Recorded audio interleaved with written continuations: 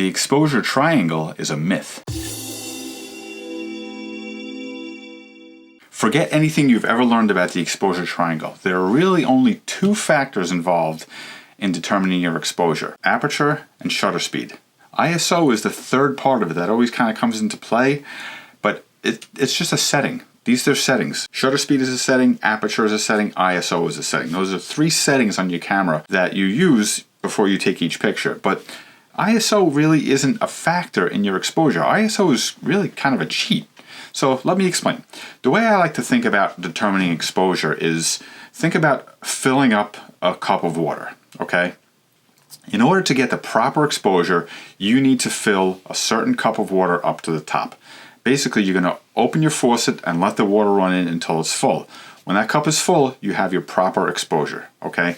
So now your aperture basically is how wide open your lens is, all right? So in the water example, the aperture represents how wide you open the faucet. If you want to open it up just a little bit and let the water trickle out, that's like an f16 with a really small aperture. Well, only a little bit of water is going to trickle out. It's going to take a longer time to fill up that cup. On the other end, if you want to open the faucet all the way up and let the water flood out, you're going to open up your lens wide to 1.4.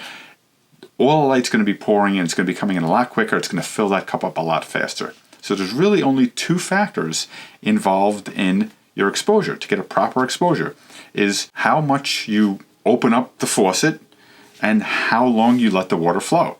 And basically those two things determine what your exposure is. So in order to get a proper exposure, let's just say you opened up the faucet all the way, let the water flood down, and it took a second to fill up that cup, right? So that's your proper exposure. F-stop is 1.4 and your shutter speed is 1 second. Okay, but let's say now you cut the faucet opening in half. You turn your handle down and now there's only half as much water running out.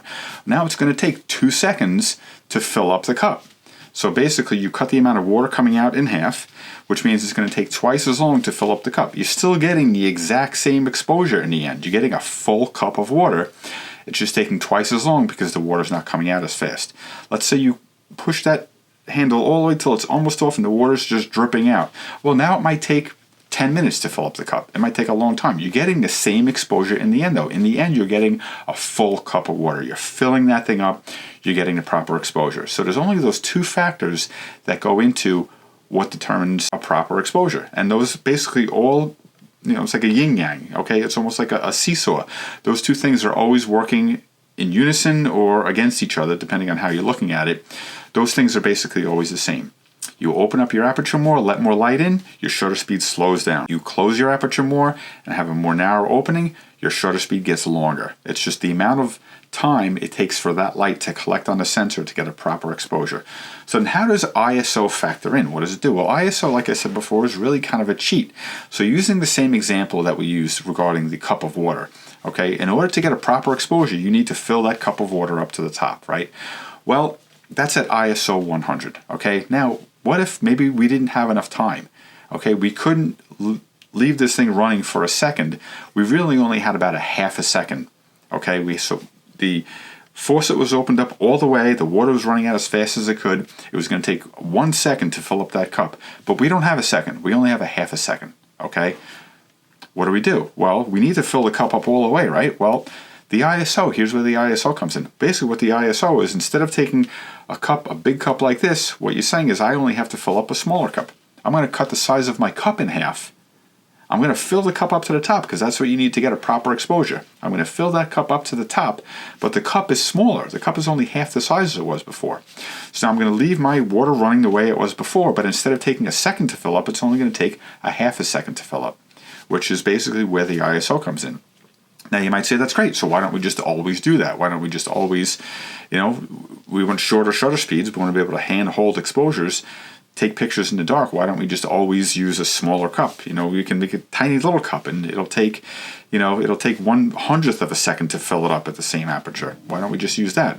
Well, the reason is because it's a trade-off, it's a compromise. So basically, the full cup of water that we used before at ISO 100, that was going to give you the proper exposure. You want to fill up a cup this size? When you fill it up to the top, it's going to give you the proper exposure. But the trade-off is you only have a little bit of water. You're going to be thirsty at the end, okay? You have that big full ISO 100 cup of water, you drink it down, you're thirst is quenched, you're good. A tiny little cup of water like that, a shot glass sized cup of water, sure, it's going to give you the proper exposure, but you're not getting exactly what you need in the end. The compromise is that you just don't have enough water. The compromise in real life talk is basically that your image quality is going to degrade as your ISO increases. So ISO 100, 200, 400, you're pretty good. You're pretty good in that range. You don't have to worry about your grain and noise and losing some of the colors. You don't have to worry about that. But once you start creeping up into like ISO 6400 and beyond, 12,800, 25,000 and beyond now with some of these cameras, you're losing image quality. You're not just adding noise and grain, but you're losing contrast, you're losing color, you're losing a lot of things by having a faster ISO like that. So that's really the compromise. So that's how I think of exposure. I think of those two things only, basically working together, offsetting each other. You double your exposure time, you have to cut your aperture in half. You open your aperture up by twice as much. You go from f2 to f1.4, opens it up twice as much. You cut your shutter speed time in half. So I hope that makes sense. That's kind of the way I'm always thinking of it when I'm shooting, when I'm creating an exposure and thinking about how the two work against each other or work with each other. I hope that helps you. I hope that makes sense. That's just how I do it, so I figured I would share it with you. If you have any comments, anything, any way that you kind of keep track of your exposure in your head or an analogy, I like food analogies. This is a water analogy, so it's pretty close. But if you have any food analogies for me, put them in the comments below. We'd love to hear from you. Any questions, also put those in the comments below. Thanks a lot for watching, and we'll see you next time.